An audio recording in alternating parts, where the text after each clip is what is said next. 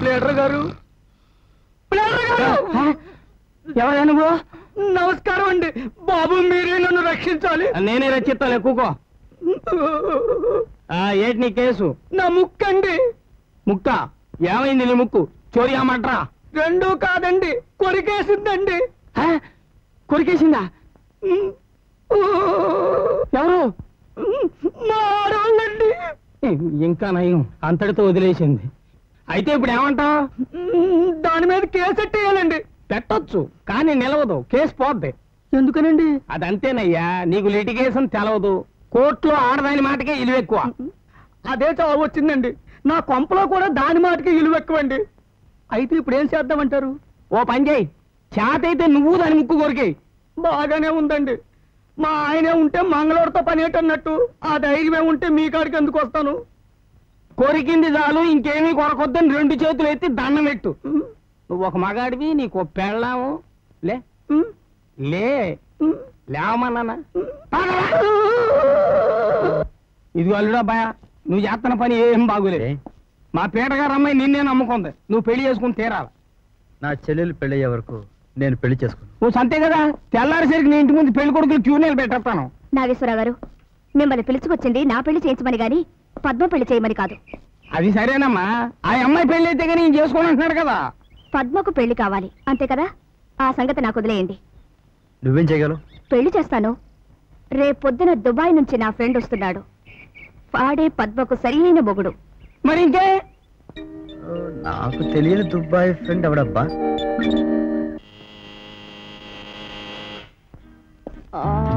Hi beauty, నువ్వేనా పద్మ?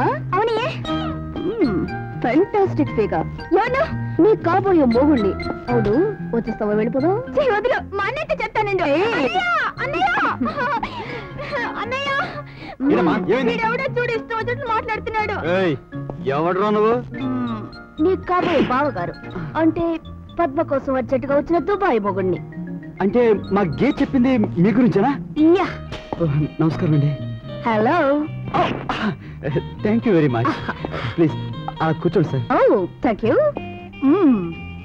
కూర్చోండి brother ఇల్లు. It's all right. సార్ మీరేమి అనుకోరంటే ఒక మాట అడుగుతాను. చెప్పండి. మీరు అచ్చం మా గీతలా ఉన్నారు, ముద్దు పెట్టుకోవాలనిపిస్తుంది. అమ్మా, పద్మం చూసి వెళ్ళడానికి దుబాయ్ నుంచి వచ్చారమ్మా. అదే మన గేట్ చెప్పిందే దుబాయ్ పెళ్లి కొడుకు వీరే. హలో. ఇదేమిట్రా, ఈ అబ్బాయి అచ్చం అమ్మాయిలా ఉన్నాడు? అదేనమ్మా, దుబాయ్ లో అబ్బాయిలంతా అచ్చం అమ్మాయిలాగే ఉంటారు. కూర్చోండి బ్రదర్ ఇలా. అమ్మా, strong body, it's all right. కూర్చోండి బ్రదర్ ఇలా. Thank you. మిమ్మల్ని కొన్ని ప్రశ్నలు అడుగుతాను. క్యా బక్తే హో? మీరు అడిగే ప్రశ్నలకు జవాబు చెప్పడానికి నేను రాలేదు, నేను అడిగే ప్రశ్నలకు మీరు జవాబు చెప్పండి. మీకు వంట చేయడం వచ్చా? నీకు వంట చేయడం వచ్చా? నీకు డాన్స్ వచ్చా? డాన్సా? మా పద్మ చేస్తుందండి, నేనైతే దుమ్ము దులిపేస్తాను. మీరా?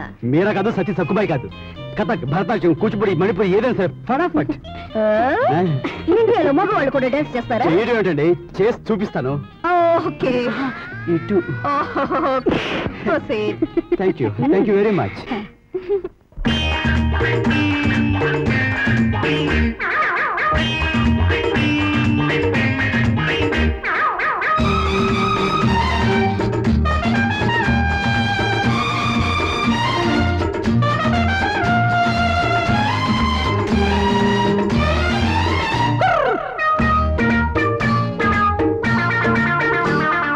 బలబల బుల్లోడు దొరికాడు చెల్లెమ్మ, వీటి మస చూస్తే అసలైన మగవాడమ్మ.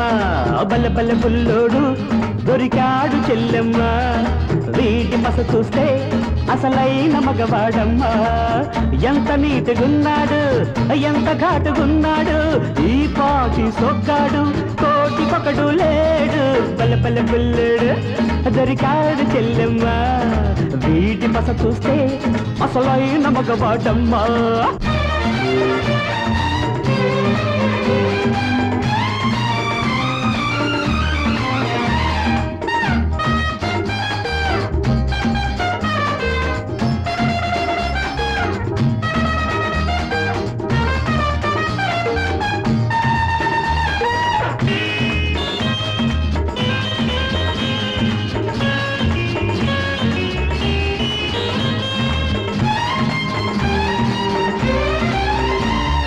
బ్రహ్మయ్య చేసింది పొరపాటు, మొదట పుల్లెమ్మ బొమ్మనే చేశాడు. ఆ బ్రహ్మయ్య చేసింది పొరపాటు, మొదట పుల్లెమ్మ బొమ్మనే చేశాడు. మరిచి మీసాలు పెట్టాడు, మాంచి ఛాతీని మెట్టాడు. తప్పుదిద్దలేనన్నాడు, నిన్ను సర్దుకోమన్నాడు. తప్పుదిద్దలేనన్నాడు, నిన్ను సర్దుకోమన్నాడు. అర్జునుడు కొలువు కోసం ఆడవేషమేశాడు. అర్జునుడు కొలువు కోసం ఆడవేషమేశాడు. ఈ బుల్లెమ్మ నీ కోసం బుల్లోడై వచ్చాడు. బలబల బుల్లోడు దొరికాడు చెల్లెమ్మ. వీడి మస చూస్తే అసలైన మగవాడమ్మా. ఎంత నీటుగున్నాడు, ఎంత కాటుకున్నాడు. ఈ పాటి సొక్కాడు, కోటికొకడు లేడు. బుల్లోడు దొరికాడు చెల్లెమ్మ. వీడి మస చూస్తే అసలైన మగవాడమ్మా.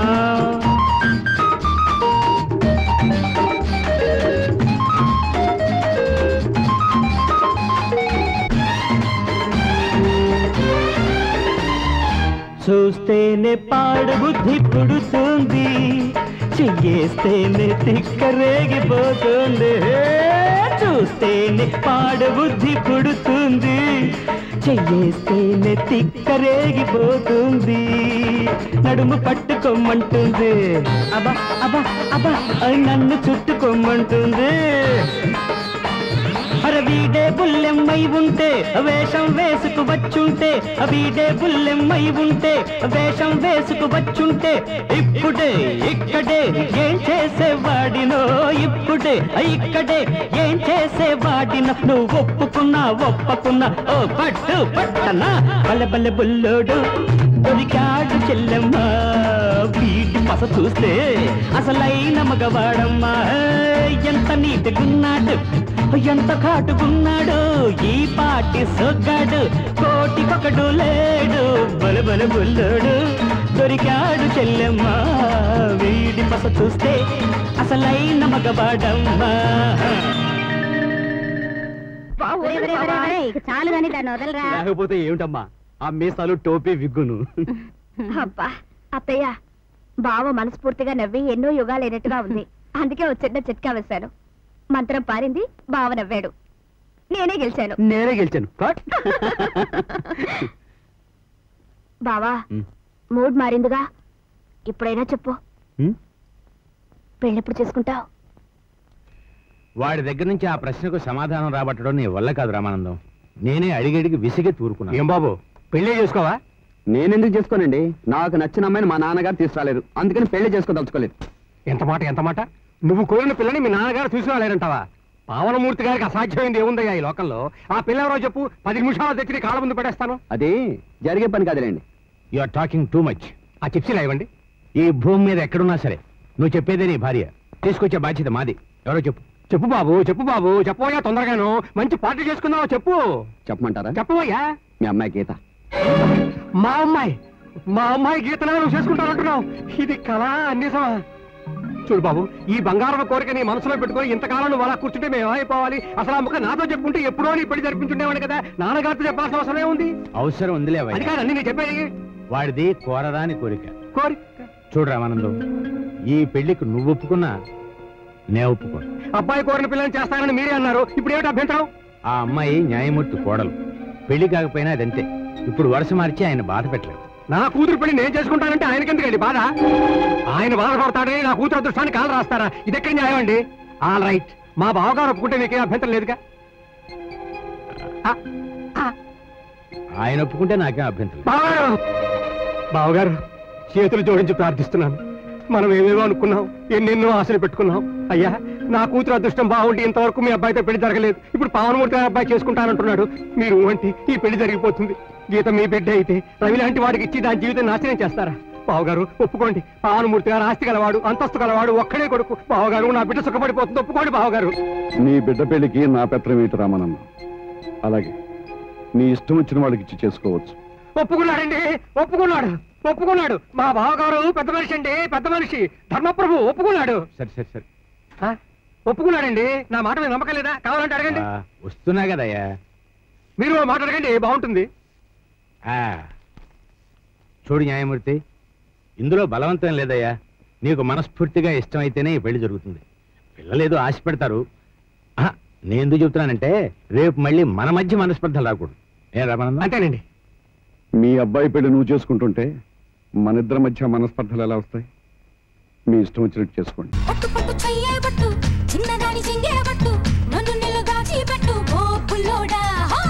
కట్టు కట్టు చీరే కట్టు, ఉంటే చూపు దూరేటట్టు, నోరు కాస్త ఊరేటట్టు, ఓ బుల్లమ్మ.